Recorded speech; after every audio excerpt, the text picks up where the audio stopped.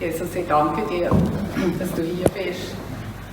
Und ich danke dir, dass du immer wieder zu uns reden willst. Durch den Geist, durch dein Wort, durch Predigt, durch den Worship, was auch immer, Herr. Und ich lege dir jetzt einfach den Input her und ich bitte dir auch, dass du durch das reden und dass du wirklich uns berührst, da wo du uns berühren willst und uns aufzeigst, was auf deinem Herz ist. Amen. Amen. Ja, wie ihr könnt sehen, geht es heute Morgen um Jona. Vielleicht hat der eine oder andere jetzt ein Flashback von der Sonntagsschule. Und dann kommen euch irgendwelche großen Fische in den Sinn und ich weiß nicht was. Genau. Ich habe neulich eigentlich per Zufall das Buch Jona aufgeschlagen und dann hat es auch verraten. Ich habe das gerade an einem Stück durchgelesen und habe irgendwie wie ein paar wie Stichpunkte rausnehmen aus der ganzen Geschichte. Wer von euch kennt den Jona nicht? Alle. Das ist gut. Aber ich tue gleich noch gerade eine Übersicht machen. Was ist eigentlich mit dem Jona? Also Gott hat auch verraten zum Jona. Ich mache kurz eine Kurzfassung und nachher gehe ich auf die einzelnen Punkte ein. Und zwar hat er gesehen, er soll nach Ninive gehen. Und Jona hat schnurstracks das Gegenteil gemacht. Er hat sich auf einem Schiff ein Ticket gekauft in die entgegengesetzte Richtung.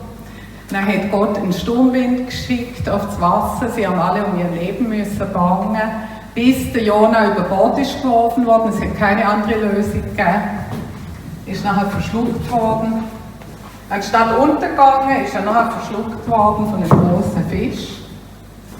Kann man die Symbol sehen da hinten? Gut.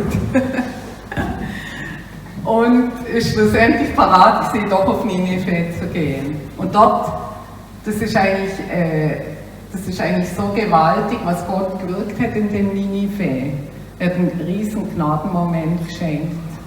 Und er hat ja zu ihm gesagt, er soll nach Ninive gehen und gegen sie weissagen, dass also in 40 Tagen wird Ninive vernichtet sein.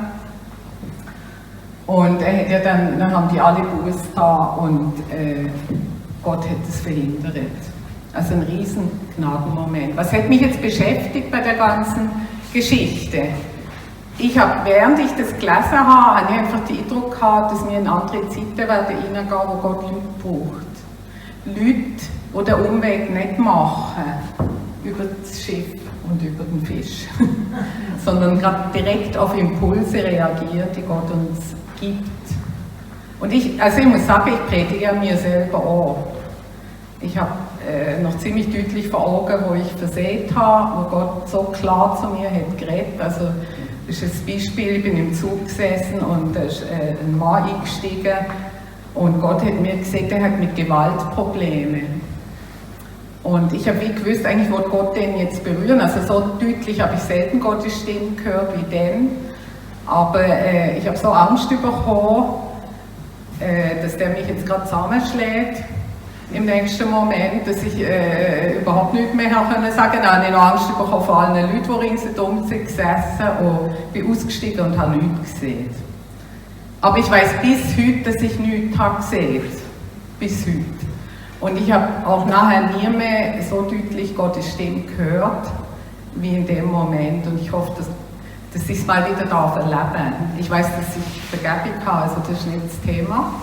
Aber ich habe wie Gottes Herz gespürt, dass er sich danach sehnt, dass wir nicht lang diskutieren, sondern dass wir das, was er uns, wo Impulse gibt, also ich wollte euch jetzt nicht ermutigen, irgendwelche Gerichtsbotschaften weiterzugeben oder so. Er gibt uns manchmal Impulse für unser persönliches Leben oder auch für andere Menschen. Und da wollte ich jetzt eben noch auf ein paar Punkte eingehen. Genau. Wer ist Jona? Jona wird im 2. Könige 14, Vers 25 schon mal erwähnt. Es ist ein anerkannter Prophet, der unter Jerobeam II. Dient und hat eine Weissage gehabt, die voll in Erfüllung ist gegangen. Also er ist anerkannt, es ist nicht irgendjemand gewesen. Er wird von Jesus erwähnt. Jesus sagt zu den Pharisäern, wo sie ihn um ein Zeichen bitten, es wird euch kein anderes Zeichen gegeben werden als das Zeichen von Jona. Also für mich heißt es auch, Jona ist nicht einfach ein Märchen. Sonst hätte Jesus nicht Bezug genommen auf Jona. Er ist ja nicht einer, der irgendetwas erfindet. Ich wollte noch auf die Stadt Ninive eingehen. Ich habe lange nicht begriffen, warum der Jona nicht hätte gehen. Aber wo ich mich damit beschäftigt habe, habe ich gemerkt, warum. Ninive ist eine Stadt von den Assyrern, die Hauptstadt von Assyrien, und es sind die Feinde von Israel gewesen. Und das waren Leute, die brutal waren. Die Stadt war bekannt für ihre Brutalität. Und der Jona hat unter keinen Umständen zu diesen Rollen gehen. Das wäre ähnlich, wie wenn uns Gott irgendwo die Herren schicken zu Leuten, die uns schon mal furchtbares Leid gewerkt haben. Und nachher hat er ihm ja noch gesagt, ich habe ja gewusst, dass du ein gnädiger Gott bist. Er hat wie gewusst, nein, mit dem kann ich mich nicht eins machen. Also wenn ich schon nach Ninive gehe, dann bring sie bitte auch alle um. Dann wirft die Atombombe ab, oder? So, in dem Tenor ist er ungefähr unterwegs gewesen. Man kann es irgendwo nachvollziehen, es ist nicht einfach nur eine Lune gewesen. Aber Gott ist eben gnädig, der unmöglichste Leute. Und die Geschichte endet mit der Frage, wo Gott zum Jona sagt, Ninive aber hat über 120.000 Einwohner, die nicht zwischen links und rechts unterscheiden können. Ganz zu schweigen von den vielen Tieren, also er ist auch noch um die Tiere besorgt, sollte ich eine so große Stadt nicht schonen. Das ist Gottes Herz. Er hat mich berührt. Und ich glaube, er sieht vieles andere auch so unter den Augen von der Gnade.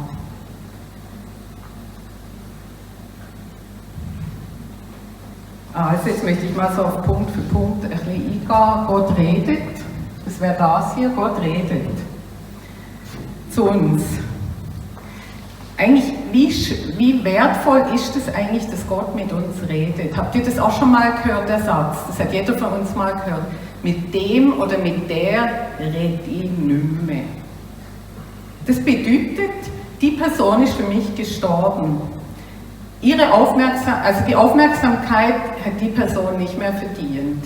Die existiert für mich nicht. Aber Gott redet mit uns. Das heißt, er wendet uns seine Aufmerksamkeit zu. Wir existieren für ihn. Er möchte mit uns sein Herz teilen. Das finde ich einfach so was Starkes. Ich meine, er hätte einfach eine Ninive vernichten ohne Sang und Klang. Oder? Das wäre doch kein Problem gewesen. Aber er hätte wollen reden, er hätte wollen sein Herz teilen. Das Wort, das da verwendet wird, ist im Hebräischen heißt es Amma und das heißt von Herz zu Herz reden. Und das verändert unser Herz. Also ich möchte euch einfach einladen. Ja, es hat ja was mit uns zu tun. Gott redet ja immer wieder zu unserem Herz und möchte uns Sachen aufs Herz legen. Und ich glaube, er möchte dass wir sensibel sind für die Impulse, die er uns gibt. Er möchte uns Gedanken geben, er möchte uns in Situationen Zeitfenster von der Gnade öffnen und auch wie eine neue Dimension zeigen, wo wir vielleicht bis jetzt noch gar nicht haben gesehen. Oder ich meine, der Jona hätte sich nicht vorstellen, was in Ninive wird geschehen. Hören wir ihm zu, lassen wir uns ansprechen, gehen wir und tun wir das, was er uns aufträgt.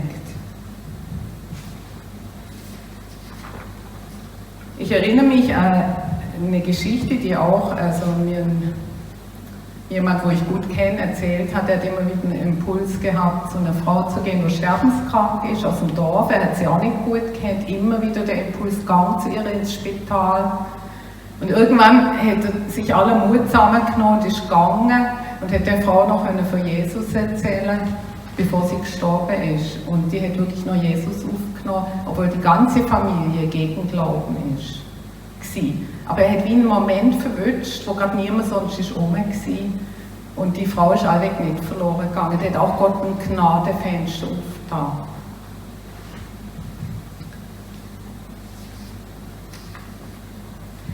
das Schiff, ich komme jetzt zum Schiff. Jona nimmt das Schiff und fährt in die falsche Richtung. Ich habe schon erwähnt, warum. Er hätte sich nicht eins machen mit der Gnade von Gott. Aber es gibt ja auch noch andere Hinderungsgründe. Was hindert uns eigentlich, das zu tun, was Gott möchte? Ich weiß nicht, was dich hindert. Hindert dich auch manchmal etwas? Hast auch schon Momente gehabt, wo du gemerkt hast, jetzt hat eigentlich Gott geredet, aber ich kann es wie nicht umsetzen. Also, ich kenne das gut. Das kann aber auch Angst sein. Vielleicht hat ja Jona auch Angst gehabt vor den Assyrern. Er dachte, die bringen mich um. Die machen mich fix und fertig da. Der hätte sich nicht vorstellen können, dass er so eine große Autorität wird haben, um die Botschaft zu verkündigen. Also für mich gibt es wie zwei Hindernisse, die mich extrem hindern, einfach Dinge zu tun, die Gott mir aufträgt. Manchmal ist der Verstand im Weg und manchmal ist es bei mir, ich bin gar nicht gern aufdringlich. Ich spreche nicht gern Leute auf der Straße, weil ich das selber nicht gern. Das ist für mich ein Riesenhindernis, das zu machen. Oder eben die Menschenfurcht, wo der Mensch so groß wird. Ich weiß nicht, was du vielleicht für Sachen hast, die dich hindern können. Aber es kann auch der Verstand sein, es geht mir nicht, ach, ich verstehe es nicht, was will jetzt Gott von mir? Das ist doch nicht logisch. Aber ich glaube, dass wie etwas Neues wird kommen. Ich habe das so empfunden. Vielleicht hindert uns auch ein falsches Gottesbild, mangelndes Vertrauen in Gott, oder vielleicht wissen wir auch nicht so recht, wie Gott redet. Aber wir können uns schlau machen, wir können uns damit beschäftigen. Oder vielleicht ist auch unser Stolz, ja, irgendwie so ein bisschen unabhängig sein und sein eigenes Ding durchziehen. Und durch die Dinge ist unser Herz verhärtet, kann unser Herz verhärtet sein. Und es heißt ja im Hebräer, heute, wenn ihr seine Stimme hört, verhärtet euer Herz nicht, wie es in der Wüste war. Und das Herz ist schwierig zu bewegen, logischerweise. Das Herz kann auch nicht aufladen. Es ist wie ein Boden, der hart ist. Es ist unempfindlich. Und ich glaube, wir sollten sensibel sein für das, was Gott wette. Es kann auch nicht offen sein. Ja, es ist einfach so wichtig, dass unser Herz beweglich ist und weich kann sein in Gottes Hand. Und ich glaube, Gott möchte uns wirklich Mut schenken und Mut machen, da auch Dimensionen zu sprengen. Und das sage ich auch zu mir selber, ich wünsche mir das sehr. Und nachher ist ja der Jona auf dem Schiff, wir sind immer noch auf dem Schiff. Und es gibt nichts Besseres, als im Zentrum von Gottes Willen zu sein. Auch wenn es uns völlig unlogisch vorkommt, das ist der sicherste Ort, wo wir sein können. Und das muss ich mir selber auch immer wieder sagen. Der Jona, also Gott schickt ihm, er schmeißt einen Sturmwind aufs Meer, heißt es. Und da könnte man jetzt meinen, ja, also das ist sicher Gericht. Aber je länger ich die Geschichte bewegt habe, ich meine, das ist Gnade. Gott ist dem Jona nachgegangen, er hätte ihn ja ziehen, ohne Kommentar. Aber ihm ist es wichtig gewesen, die Berufung vom Jona, ihm ist das Herz vom Jona wichtig gewesen und ihm ist Ninive wichtig gewesen. Und deswegen ist der Sturmwind gekommen. Das hat mich so berührt. Es kann sein, dass wir manchmal auch ein bisschen einen Sturm erleben, irgendwie. Aber nicht, weil Gott uns richten will, sondern weil er uns einfach wie nachgehen. Und interessant ist ja, dass der Jona weg vom Angesicht des Herrn geht und es tut mir sowieso lustig, als ein Prophet so auf die Idee kommt, er könnte das, weil wir können gar nicht weg vom Angesicht des Herrn. Das heißt im Psalm 139, wohin sollte ich gehen vor deinem Angesicht? Es geht gar nicht. Was wir können, ist ihm den Rücken zudrehen. Da müssen wir nicht mehr schauen. Das ist das, was wir können.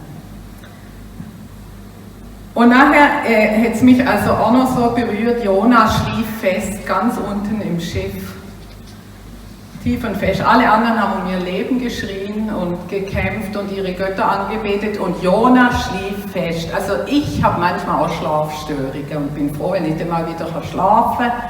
Ich finde das super. Aber es gibt einen Schlaf, wo überdimensional ist, wo ich einfach merke, das hat eine geistige Dimension. Und ich glaube, wenn wir von Gott weglaufen, wenn wir in die andere Richtung laufen, kann das sein, dass wir plötzlich wirklich in einen geistigen Schlaf verfallen und nicht mehr sensibel sind für das, was Gott uns eigentlich sagen will. Also, wenn es so weit kommt wie beim Jona, da hat der Kapitän ihn müssen wecken und sagen, bet jetzt du die Gott an. Also wenn mir dann ein Ungläubiger muss sagen, jemand, der Gott nicht kennt, jetzt fang endlich mal an zu beten, dann ist es weit gekommen. Das hat mir noch krass gedacht. Ja, und der Jona, es ist ja nachher rausgekommen, es ist der Grund, warum sie so in Not sind. Und übrigens, ja, im Garten Gethsemane haben sie ja auch so einen Schlaf gehabt. Nur mal so als Erinnerung. Das kann wirklich eine geistige Dimension haben. Auch. Aber wir können jederzeit umkehren. Die Männer auf dem Schiff, das sind echt coole Typen gewesen, die haben wollen noch ans Land rudern und ihn abliefern, wo sie gemerkt haben, dass er schuld ist. Aber sie haben es ja nicht geschafft. Sie haben ihn nachher müssen über Bord werfen. Und Jona hat gesagt, werft mich über Bord. Und eigentlich hätte er den losgelassen von seinen eigenen Vorstellungen und eigentlich hätte er können sterben. Das ist eigentlich die logische Folge gewesen. Er hat ja nicht gewusst, dass da jetzt ein Fisch kommt. Und mir denkt, schon da, wo er sagt, werft mich über Bord, ist eigentlich wie eine Umkehr geschehen in seinem Herz. Und dann hat der Segen angefangen zu fließen. Und zwar die Männer, und die Männer fürchteten den Herrn mit großer Furcht und sie brachten dem Herrn Schlachtopfer dar und gelobten ihm Gelübde, weil sie gemerkt haben, dass jetzt das Wasser still wird. Das ist ein Erweckungsbruch auf dem Schiff. Kaum ist der Mann über Bord gewesen und hat seine Rückreise angetreten, ist die Gnade schon wieder da gewesen. Das hat mich so berührt. Und für mich ist es wichtig, wir können jederzeit umkehren. Und wir können auch jederzeit die Entscheidung treffen, wieder mit Gott zu gehen. Das ist gar kein Thema. Und dann fängt der Segen wieder an zu fließen. Wenn wir irgendwann im Ort sind, wo wir merken, es hart sind. Jetzt wollte ich noch zum Fisch kommen. Ich kann leider nicht darauf eingehen. Also es gibt interessante Geschichten über. Ich habe gegoogelt, irgendwie kann man im Bauch eines Fisches überleben und so. Ich kann es leider nicht ausführen. Auf jeden Fall ist er 3 Tage und 3 Nächte im Bauch vom Fisch. Er isst nichts, er trinkt nichts und er erlebt wirklich etwas. Ich glaube, an ihm wird Sachen abgeschnitten von Oberflächlichkeit, von mangelnder Hingabe. Und am Schluss ist er im Lobpreis. Also er geht durch Prozesse durch und wird parat, seine Aufgabe zu erfüllen. Und manchmal braucht es vielleicht so Fischbaucherlebnisse, habe ich das jetzt genannt. Damit Dinge in uns geformt werden und die Hingabe wirklich stattfinden. Also das braucht es auch bei mir. Ich glaube, manchmal braucht es das, dass wir parat werden. Und mir sind noch ein paar andere Fischbaucherlebnisse, hat mir Gott gezeigt. Das hat mich so spannend gedacht. Die Königin Esther hat 3 Tage hat nichts gegessen und nichts getrunken. Der Mordechai hat ihr gesagt, wenn du nicht gehst, wird sich Gott jemand anders suchen. Und sie ist parat gewesen, nach diesen 3 Tagen zu gehen und zu sagen, komme ich um, so komme ich um. Das war auch so eine Entscheidung, wo so eine Hingabe so krass war, den Weg zu gehen, wo Gott will. Und dann ist noch der Paulus. Der ist ja vom Lichtstrahl getroffen worden, hat sich bekehrt, ist ja auch auf völlig schrägen Wegen als Pharisäer. Hat 3 Tage nichts gegessen, nichts getrunken, ist blind in diesen 3 Tagen, bis der Hananias ist gekommen, betet hat für ihn und nachher ist er aufgestanden und ist auch ein anderer gewesen. Ich denke, die Begegnung mit Jesus ist stark gewesen, aber die 3 Tage haben auch noch etwas bewirkt in ihm. Die 3 Tage nichts essen, nichts trinken, nichts gesehen. Und ich glaube, das ist auch so ein Fischbaucherlebnis, wo nachher so eine definitive Hingabe gewirkt worden ist. Wo wir, wenn wir so Sachen erleben, auch eigene Vorstellungen, eigene Wünsche können legen oder eben auch, wo wir uns vielleicht nicht mit der Gnade Gottes eins machen können oder die Liebe nicht haben, wo wir sollten haben oder den Mut nicht. Ja, ich möchte euch einfach Mut machen, auch wenn wir irgendwie vielleicht sagen, ja, ich habe es nicht. Gott geht dir auch nachher. Aber ich glaube, er wünscht sich, ich glaube, dass wie eine neue Zeit anbricht, wo er sich wünscht, die Hingabe und den Mut, Dinge zu tun, wo wir vielleicht wo außergewöhnlich sind. Aber ich glaube ganz fest, dass er so ein Fenster von der Gnade auftut. Dass da noch mehr kommt in die Richtung, so wie es Ninive hat gemacht. Und ja, ich möchte einfach dich ermutigen damit. Und ich habe noch das Bild gesehen, wo ich denke, Jesus möchte Schlüssel verteilen. Ich habe goldene Schlüssel gesehen. Und ich hatte den Eindruck gehabt, dass Jesus möchte Schlüssel verteilen, wo Schlüssel sind zu Herzen von Menschen. Einfach so prophetische Schlüssel. Irgendeinen Eindruck, den du hast, oder irgendeinen Impuls, den du hast. Und mit dem möchte ich einfach abschließen. Und noch gar beten dafür, dass Jesus einfach uns da begegnen und abholen kann. Jesus, und Herr, du siehst einfach, was ich jetzt geredet habe, und du weißt auch, was auf deinem Herz war. Und ich bitte dich einfach, dass du uns abholst, da wo wir stehen, dass du uns Mut machst, da wo wir anstehen. Ich bitte dich, dass wir deine Stimme hören können, Herr, unterscheiden und auch prüfen, was ist von dir, was ist nicht von dir. Aber dass, wenn wir es erkannt haben, das bist du, dass wir auch Mut haben, loszuziehen. Ich bitte dich, dass du eine neue Dimension gibst, einfach an Impulsen und Reden von dir, und dass du uns wirklich ausrüstest mit dem Mut, einfach dir zu folgen, wo immer du uns hinsendest. Und ich bitte dich jetzt einfach, dass du die Schlüssel verteilst.